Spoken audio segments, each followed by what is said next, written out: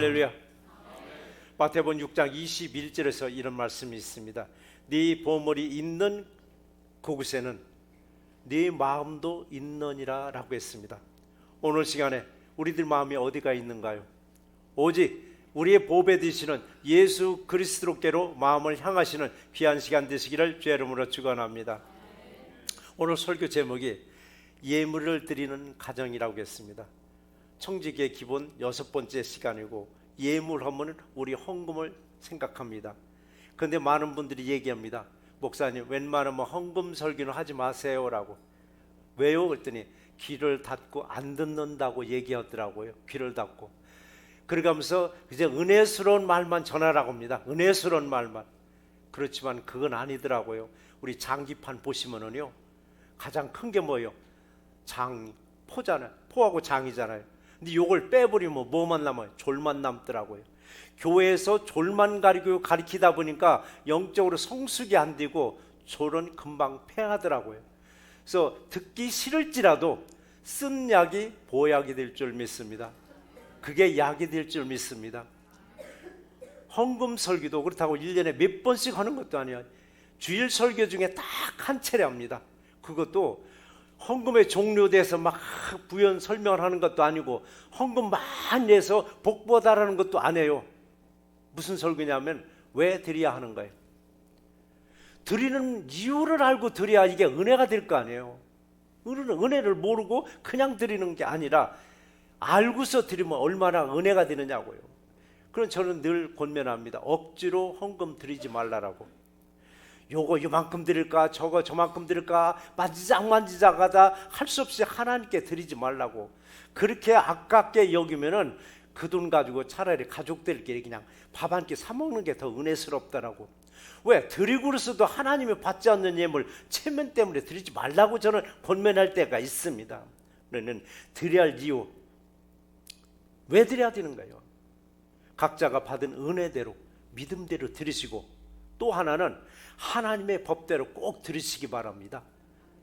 믿음의 법대로, 은혜의 법대로 드리는 건 다 자유자재로 드리는데, 또 하나의 법이 뭐냐? 하나님의 법이 있더라고요. 이 법에 맞춰서 드리는데, 이 드려야 할 이유를 알고 드리면 더 큰 은혜가 될 줄 믿습니다.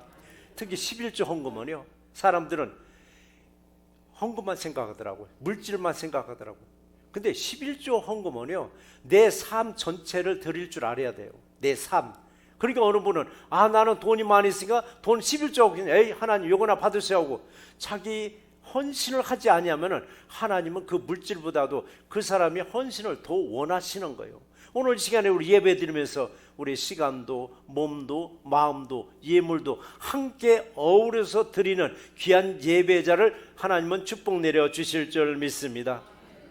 저는 예물을 드릴 때 강조하는 말이 하나 있습니다.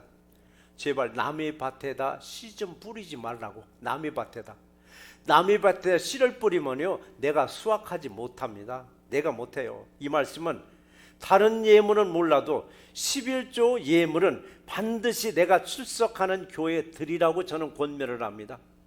농부가 내 밭에 대해서 기분이 나빠.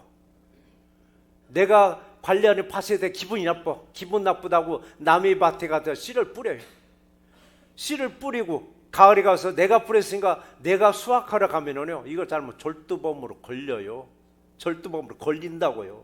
그렇기 때문에 내 밭에 뿌리지 않냐고 남의 밭에 뿌리면 반드시 이건 내게 아니에요. 남이 거두게 되어 있습니다.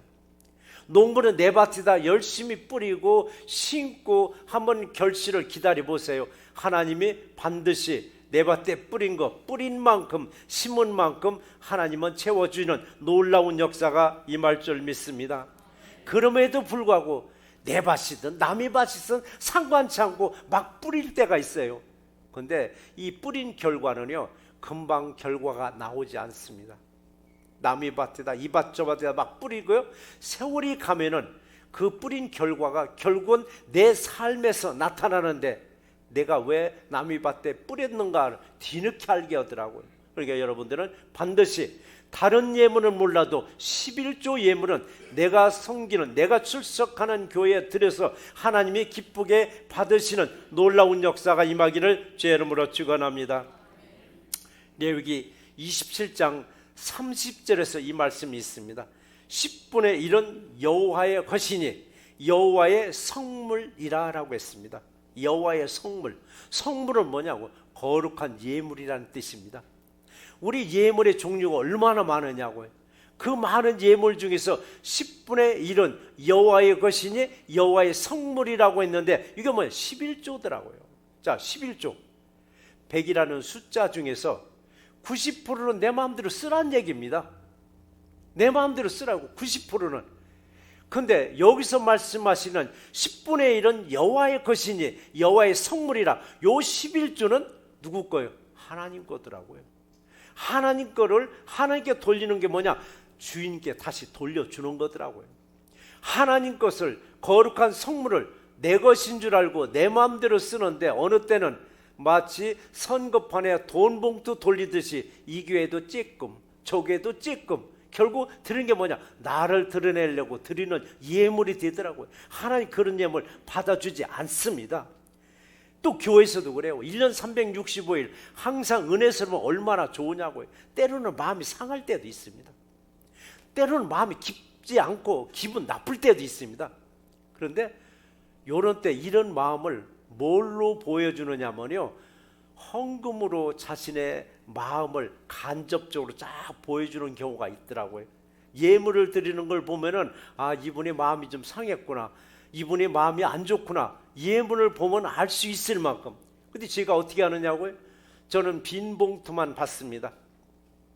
빈 봉투를 받아가지고 새벽 예배 화요일부터 토요일까지 강단 뒤에서 무릎을 꿇고 기도하는 과정 중에 하나가 뭐냐? 빈 봉투를 놓고 기도하는데 그 봉투를 보면은 아, 이분의 신앙 상태가 조금 안 좋구나, 아니면 지금 신앙 상태 아주 충만하구나, 봉투를 보고 저는 알 수가 있더라고요. 자, 우리는 깨끗한 그릇에 예물을 담아서 드려서 하나님 보시기에도 참 너는 정성 들여 드렸구나라고 칭찬받고 축복을 받는 귀한 예배자가 되기를 제 이름으로 축원합니다. 오늘 설교를 듣고 그럴 거예요. 오늘 저희 교회 처음 오신 분들도 있는데 아니 모처럼 마음 먹고 오늘 교회를 갔더니 웬 돈 얘기를 하느냐라고, 모처럼 왔더니 왜 돈 얘기하느냐라고, 은혜스러운 얘기만 하면은 하지 말라고도 할 텐데 왜 하필은 돈 얘기냐, 모처럼 왔던데 할지라도요, 알고 들어야 그게 내 은혜가 되고 알고 들어야 그게 복이 되더라고요. 먼저 헌금하는 명칭도 여러 가지가 있잖아요. 헌금이라는 명칭도 있고 예물이라는 명칭도 있고 연보라는 명칭도 있어요. 이 외에도 뭐 여러 가지가 많이 있는데 헌금이라는 명칭이 뭐냐? 한문에서 나왔잖아요. 헌자가 드릴 헌자가 아니라 바칠 헌으로 이렇게 나오더라고. 드릴 헌인데 이걸 우리 사전을 찾아보면 바칠 헌으로 나오더라고요. 자, 헌금은 캐시를 많이들 얘기합니다. 예물은 캐시 플러스 물질이 있었을 때 예물이라고 이렇게 호칭을 많이 하고, 또 연보라는 말을 쓰더라고요. 헌금과 같은 뜻을 쓰고 있는데 옛날 어르신들은 거의 연보라는 말을 이게 쓰고 계시더라고요. 자, 저희 교회에서는 어느 용어를 쓰느냐? 헌금 또는 예물이라는 말을 쓰고 있고, 또 하나는 한글 성경에서 번역을 보면은 하나님께 드린다는 번역을 하나님께 바쳤다라고 번역이 다 돼 있더라고요. 바쳤다라고. 바쳤다, 드렸다. 여러분 어느 것이 듣기 좋아요? 하나님 만약에 듣는다면은 바쳤다, 내가 하나님께 바쳤다, 내가 하나님께 드렸다. 저는 드렸다는 말이 훨씬 더 부드럽고 뭔가 공손한 느낌이 들더라고요. 그런데 똑같은 의미 같은데도 불구하고 바쳤다는 단어를 쓰게 되면 뭔가 좀 빼앗긴 것 같은 느낌이 들고, 아니면 할 수 없이 드렸다는 느낌이 들고, 때로는 뭔가 강제성 있는 느낌이 좀 들더라고요. 바쳤다는 말을 드니까.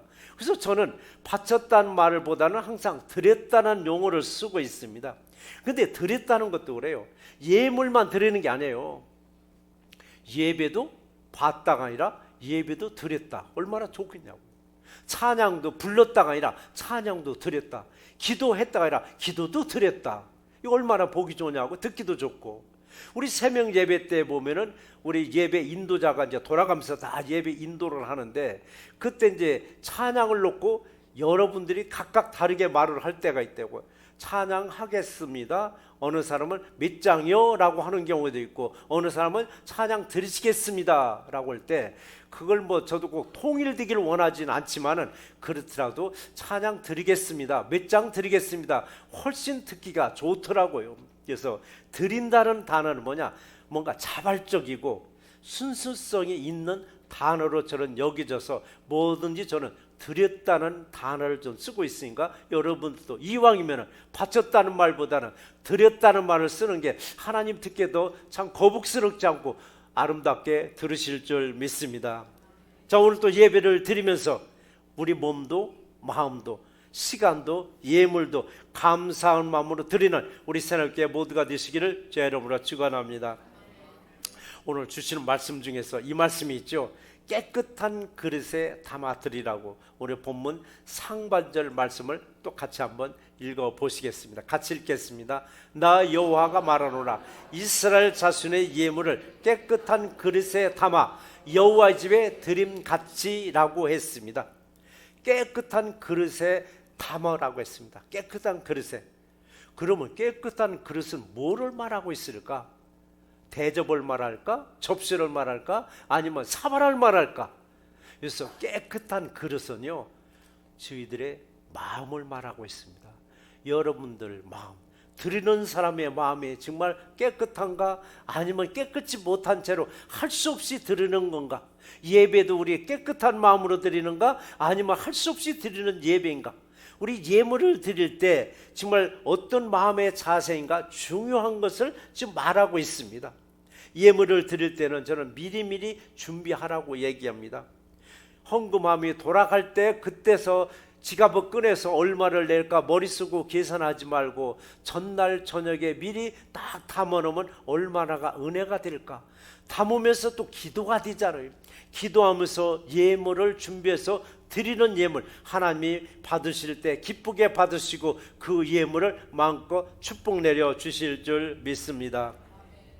이 예물을 깨끗한 그릇에, 즉 깨끗한 마음으로 드리라고 했는데요, 가끔씩 이런 얘기, 그러니까 저희 교회 안이 아니라 교회 밖에서 이런 얘기가 들릴 때가 있어요. 이런 얘기는 뭔가 했더니 이건 분명히 알아두세요. 교회 안이 아니라 교회 밖에서 들은 얘기입니다. 뼈 빠지게 일해서 하나님께 바쳤다는 말을 쓰더라고요. 뼈 빠지게 일해서 하나님께 바쳤다라고. 그럼 그 예물, 하나님이 가난한 하나님이 아니에요. 네가 뼈 빠지게 일해서 나한테 바친 거 하나님 받으시지도 않지만은, 그 말을 듣는 순간 저는 좀 섬찟한 생각이 들더라고요. 뼈 빠지게 일했더란 이 말을 듣고요, 자, 우리들도 생각해 볼 문제더라고요. 이 생각해 볼 문제는요, 성경에서 한번 찾아보자고요. 민수기 14장 27절과 28절이 있는데요, 27절에 이런 말씀이 있습니다. 나를 원망하는 이 악한 회중에게 내가 어느 때까지 참으랴? 내가 원망하는 말을 들었노라 하시면서 민수기 14장 28절에 이 말씀이 있는데 같이 한번 읽어보시겠습니다. 너희 말이 내 귀에 들린 대로 내가 너에게 행하리라 라고 했습니다. 다시 한번 읽어보시겠습니다. 너희 말이 내 귀에 들린 대로 내가 너에게 행하리라 라고 했습니다. 너희들이 하나님 앞에 한 게 아니고 그냥 허공에다 대고 한 말인데 하나님 들으셨습니다. 듣고 그대로 행한다고 말씀하셨습니다. 그래서 우리 항상 감사한 마음으로, 기쁜 마음으로 무엇이든지 들으시고 감사하고 기뻐하는 말을 서로가 나누는 우리 새날교회 모두가 되시기를 주의 이름으로 축원합니다. 민수기 14장 28절 말씀을 다시 한번 우리 또 생각해 보시자고요. 하나님의 귀에 들린 대로 하나님이 직접 작업을 하신다면 나는 뼈 빠지게 일해서 하나님께 바쳤다 하니까, 그래 네 말대로 너 뼈 빠지게 일하게 시켜주마, 그렇게 일할 수밖에 없겠더라고요. 내 인생은 내가 말한 대로 살아가고 있습니다. 누구를 탓할 적이네, 먼저 내가 어떤 말을 주로 많이 하는가를 생각해 보세요. 내 말대로 놀랍게 우리는 그 말대로 살아가고 있습니다. 그래서 저는 말씀드립니다. 누누이 말씀드리기를 말 조심하라고, 입 조심해야 된다라고. 뼈 빠지게라는 마음을 가지고 예물을 드린다면은 이 말을 하는 분을 한번 면밀히 한번 살펴보시기 바랍니다. 혹시라도 여러분들이 그런 말을 한 사람을 들었다면 그 사람의 삶을 면밀히 한번 살펴보시면 어쩌면 정말 뼈 빠지게 일하면서 살아갈 수 있어요. 내가 한 말은요, 놀랍게 나의 미래를 말하고 있는 말이 됩니다. 내가 한 말은 나도 모르게 내 미래를 말하고 있는 말이 되기 때문에 할 수만 있으면은 말을 하나님께 소망적인 말을 하시고, 이웃들을 정죄하고 판단하는 말이 아니라 이웃들을 칭찬하는 말을 해보세요. 분명히 부메랑 효과입니다. 헤아림의 효과입니다. 네가 헤아린 대로 네가 헤아림을 받을 것이라고 했습니다. 네가 대접을 받고자 하느냐, 네가 먼저 대접하라고 했습니다. 성경에서는 먼저 네가 하라고 했지 네가 먼저 받을 준비하라고 안 했습니다. 저는 수없이 말합니다. 감사하는 마음으로 예물을 드리라고 말합니다. 그런데도 불구하고 자신의 감정을 절제하지 못하면은 하고 싶은 말을 가감없이 우리는 쏟아낼 때가 있더라고요. 가감없이 쏟아내고 나서는 놀랍게 자신은 잊어버리더라고요. 무슨 말을 했는지 자신은 까마득하게 잊어버렸는데 누가 기억해? 하나님이 기억하고 있더라고요. 그리고 사람들이 기억하고 있더라고요. 나는 무심코 그냥 막 쏟아낸 말인데, 난 무심코 누구한테 막 화살로 쏘아봤는데 상대방은 화살 맞고 쓰러져 죽을 지경인데 나는 뒤끝이 없어. 나는 뒤끝이 없어. 나는 잊어버렸어. 상대방은 이미 주저앉아 버렸는데, 나는 잊어버렸을지라도 하나님은 반드시 기억하고 계시면서 그대로 이뤄주신다는 말씀이기도 합니다. 야고보서 1장 19절 말씀이죠. 듣기는 속히 하고 말하기는 더디하고 성내기도 더디하는 새날께 모두가 되시기를 주의 이름으로 축원합니다. 자, 오늘 헌금 얘기가 나왔으니까 헌금을 많이 하면 예수님도 좋아하실까? 헌금을 많이 하면 예수님도 좋아하실까? 사람의 마음으로 예수님도 좋아하시겠죠. 그런데 성경의 기록을 보니까 많이 했다고 예수님은 좋아 안 하시더라고요. 누가복음 21장에서 기록을 보시면 예수님 헌금하는 사람들을 다 지켜봤습니다. 돈 많은 부자가 헌금하는 것도 봤고 가난한 과부가 헌금하는 것도 봤습니다. 돈 많은 부자는 많이 했습니다. 가난한 과부는 동전 2개를 딱 헌금했습니다. 누구를 칭찬할까 했더니 동전 2개를 헌금한 가난한 과부를 칭찬하시더라고요. 부자의 형편으로 보니까 과부의 동전 2개는 부자의 껌값도 안 드는 돈을 헌금했습니다. 그런데 거꾸로 가난한 과부의 입장으로 보니까 과부의 생활비 전부를 드렸습니다. 이것을 본 예수님은 금액보다도 비유를 보셨습니다. 비유가 아니라 비유를 보셨더라고요. 그래서 우리들도 금액도 중요하지만 비율에 맞춰서 하나님께 예물 드리는 저와 여러분 되시기를 주의 이름으로 축원합니다. 비율로 본다면 과부가 드린 동전 2개의 값어치가 부자의 풍족한 금액에서 드린 돈보다도 더 가치가 높다는 얘기입니다.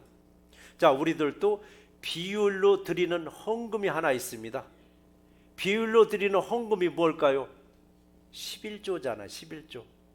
그래서 여러분 비율대로 하나님의 법대로 잘 들으시고 칭찬받고 축복으로 이어지는 새날께 모두가 되시기를 주의 이름으로 축원합니다.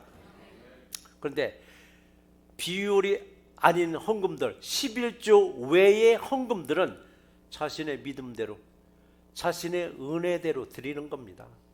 믿음과 은혜대로 드리는 거예요. 그러나 11조만큼은 10분의 1이라고 비율로 정해 주셨습니다. 비율에 맞춰서 드릴 때 마음의 그릇이 어떨까요? 나는 내 비율에 맞춰서 정확하게 드릴 때 마음의 그릇이 깨끗합니다. 왜냐하면 마음이 깨끗한 그릇은 정직한 그릇이 됐다는 얘기입니다. 정직하게 드렸다는 얘기입니다.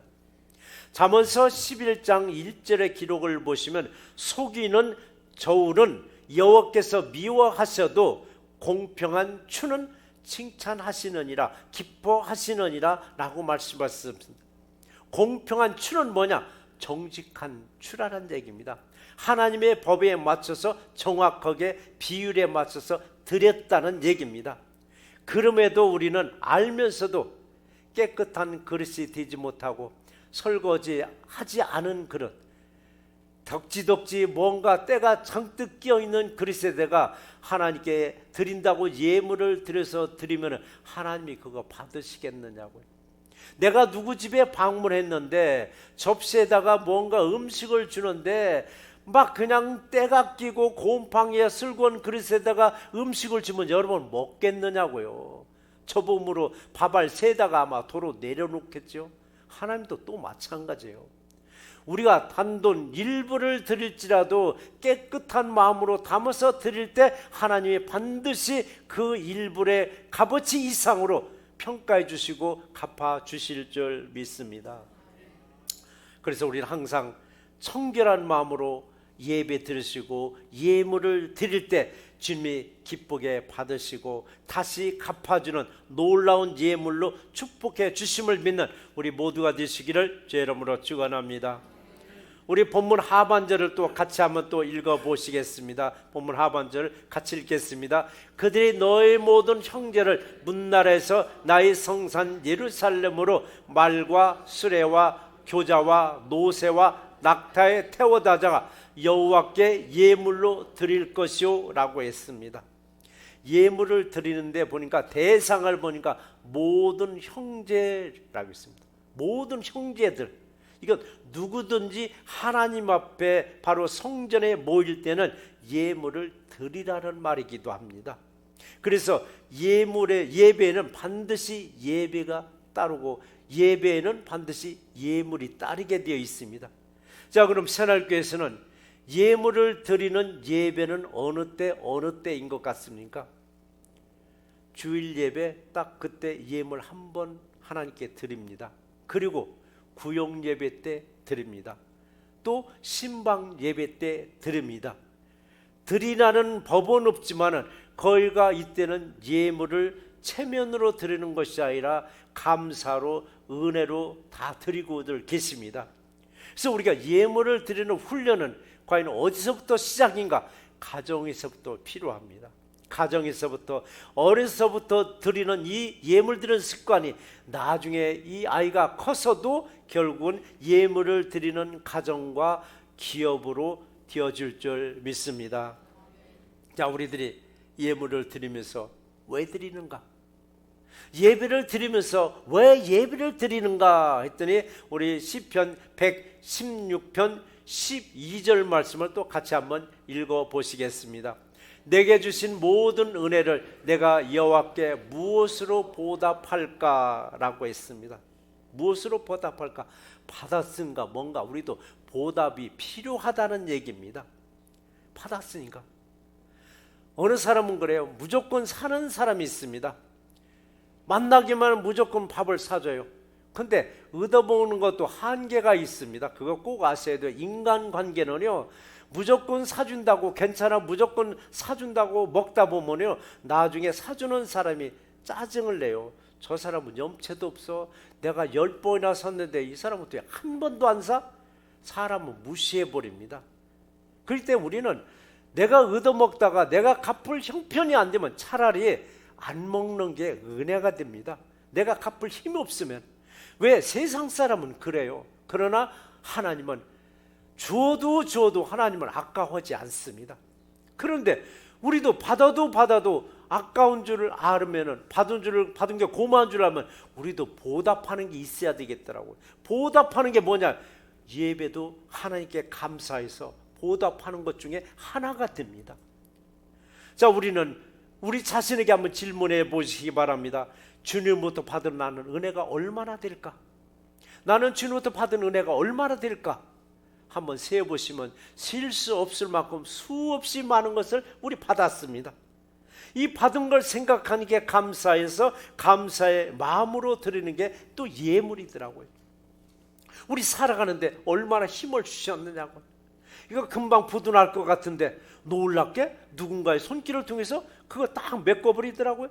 그러면 하나님께 감사가 아니라 돈을 돌려준 사람에 감사하지만 하나님은 돈을 돌려준 사람의 마음을 감동시켜줘서 내게 돌려줬구나 생각하니까 결국 하나님께 얼마나 감사하냐고요. 그래, 감사하니까 하나님께 예물도 드리고 감사하니까 하나님께 예배도 드리게 하시더라고요. 그래서 우리는 예배 드림도 예물 드림도 내게 주신 모든 은혜와 감사해서 드릴 때 받아 주십니다. 그런데 우리가 조심할 건 드릴 때 조건부로 드리지 마세요. 내가 요만큼 드리니까 하나님 반드시 요거 채워 주셔야 됩니다. 요런 조건부로 드리지 마시고 그냥 감사해서, 조건 없이 그냥 감사해서 드렸을 때 하나님이 받으시고 우리 형편에 맞춰서 반드시 채워지는 놀라운 예물로 허락하여 주실 줄 믿습니다. 그래서 예물 드릴 때 특히 그렇습니다. 조심해야 할 게 우리 마음의 자세더라고요. 조건부로 드리지 마시고 크든 작든 감사로 내 소득의 비율에 잘 맞춰서 드리시면 주님이 기쁘게 받으시고 반드시 채워지는 놀라운 축복의 역사가 우리 모두에게서 임하기를 주의 이름으로 축원합니다. 자, 그렇다면 내 삶이 풍요롭고 내 삶이 안정되고 여유로우면 더 감사해서 더 기쁜 마음으로 더 많이 드릴까요? 근데 그게 아니더라고요. 이거 드리는 분들을 쭉 보면요, 정말 힘들고 어려울 때 그렇게 잘 드리던 분이 형편이 쫙 풀리고 나니까요 싹 변하더라고요. 그걸 우리는 참 많이 볼 수 있습니다. 울며 불며 그렇게 매달릴 때는 헌금도 그렇게 잘하더니 정말 하나님의 축복으로 형편이 쫙 펴지면서부터 어느 순간에 헌금에 대해서 인색하고 하나님께 대해서 예배도 인색하고 또 기도도 인색해졌고 봉사도 인색해지더라고요. 왜 그런가 했더니 바빠서 그런답니다. 바빠서. 그러면요 하나님은 네가 바빠서 그러냐? 정말 더 바쁘게 해줘요. 정말 눈코 뜰 수 없이 바쁘게 하면 하지 자기가 버는 걸 쓰지도 못하게 만들 때가 있어요. 그래서 우리가 말을 할 때도 사람들이 그런 말 하더라고요. 왜 교회 안 나왔어요? 아파서 안 나왔대요. 어느 사람 정말 아파서 못 나온 사람도 있는데 핑계 댈 거 없으니까 아파서 못 나왔대요. 그럼 하나님은 그래? 그럼 너 아프게 해줄게. 그래서 아파서 못 나왔다고 하지 마세요. 또 때로는 거짓말을 하는데 선의 거짓말인데 이게 하나님 보시기에 그래 너 네 말대로 해줄게. 네 말대로 해줄게. 그래서 우리는 할 수만 있으면 하나님 보시기에 듣게 아름다운 말로 하시고 또 크든 작든 하나님 앞에 뭘로 가장 기쁜 마음으로 예물 드리시고 항상 초심으로 여러분 돌아가셔야만 됩니다. 고린도후서 8장에서도 보면요 마게도냐 사람들이 마게도냐에 있는 교회 교인들이 어느 때 가장 기뻐하면서 풍성한 헌금을 가장 많이 했는가 했더니 환난을 겪고 있었을 때, 시련을 겪고 있었을 때, 가난 중에서 더 많이 하나님께 예물을 드렸더라고요. 이게 우리들도 삶도 똑같아요. 힘들고 어려울 때 가장 많이 드리더라고요. 그래서 사람들은 그래요. 어느 교회는 부자들이 참 많대. 헌금 더 안 나와요. 어느 교회는 거기는 그렇게 힘든 사람만 많이 왔대. 그 교회 헌금 더 많이 나와요. 그렇게 사람들이 보는 눈하고 전혀 다르게 하나님을 이렇게 일하고 계심을 믿고 물질이 풍성하고 여유 있을 때보다는 고난 중에 여러분 기뻐하시기 바랍니다. 고난 중에 감사한 마음으로 아낌없이 들으시기 바랍니다. 하나님이 반드시 기억하시고 반드시 베풀어 주실 줄 믿습니다. 우리들도 그래요. 어느 분은 목회자 보고 헌금하는 분들도 덜어는 계세요. 덜어는. 근데 저를 보고 드리는 것이 아니라 누구를 보고? 위에 계신 예수님을 보고 여러분 드리시기 바랍니다. 왜 위에 계신 예수님을 보고 드려야 되느냐? 예수님부터 받은 은혜를 생각하니까. 예수님은 나로 해서 죽기까지 했는데, 예수님은 나로 해서 죽기까지 했는데 나는 예수에서 무엇으로 보답할까? 아, 그래, 내가 내 마음에 드리는 예물로 드려야 되지. 내가 이 진실된 마음으로 예배 드려야지. 바로 우리 기쁜 마음으로, 또 감사한 마음으로, 또 받은 소득의 비율에 맞춰서 예물을 드리는 우리 가정들, 개인들, 기업들이 되기를 주의 이름으로 축원합니다. 오늘 말씀을 한번 정리해 보겠습니다. 헌금설교가 가장 어렵고 가장 난감하다고들 얘기합니다. 왜 그러냐면 잘못 전달되면 목사가 돈 타령한다라고 오해할 소지가 많다는 얘기입니다. 그럴지라도 신앙에서의 헌금 생활은 매우 여러분 중요합니다. 이 중에서도 우리는 두 가지를 꼭 기억하시고 실천하시기 바랍니다. 첫째는 내게 있는 물질도, 내게 가지고 있는 재능도, 내게 준 시간도 내 것이 아님을 아셔야만 합니다. 하나님이 잠깐 내게 맡긴 것들 뿐입니다. 내게 잠깐 맡긴 물질도 재능도 시간도 다 드려달라는 게 아니에요. 11조처럼 10%만 하나님께 드려도 하나님은 기쁘게 받으십니다. 내 삶의 11조를 하나님께 기쁜 마음으로, 감사한 마음으로 드려도 부족하지 않게 채워주십니다. 두 번째로는 때로는 남의 밭에 감사 예물도 선교 예물 등을 드릴 수 있습니다. 그러나 11조는 절대 남의 밭에 뿌리지 마시고 심지도 마세요. 반드시 내 밭에 뿌리고 심어서 30배, 60배, 100배로 다시 되돌려 받으세요. 그랬을 때 여호와는 나의 목자시니 내게 부족함이 없으리로다. 이 말씀처럼 1년 내내 내가 심은 대로 뿌린 대로 거두는 법칙으로 조금도 모자람도 없이, 조금도 부족함이 없이 풍요로운 삶을 누리시는 우리 새날교회 모두가 되시기를 주의 이름으로 축원합니다.